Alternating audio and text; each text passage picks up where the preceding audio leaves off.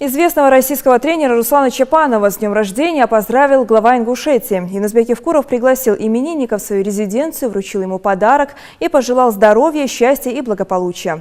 Глава Ингушетии отметил, что Руслан Чапанов посвятил свою жизнь спорту и внес достойный вклад в развитие физической культуры и спорта нашей республики. Знаменитый тренер поблагодарил руководителя региона за оказанное ему внимание.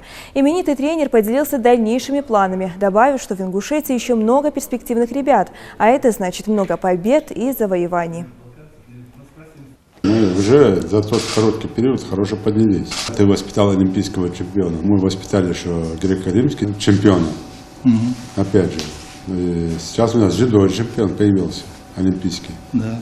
Ну, по тяжелой атлетике у нас олимпийский чемпион. У нас есть чем гордиться даже за такой период короткий. Поэтому есть и свои результаты. Надо идти вперед. До Лендера будем идти, двигаться. Сегодня инфраструктура на порядок лучше, чем это было в твоей молодости. Так или нет? Когда тогда что было, сегодня же разница большая по всем направлениям.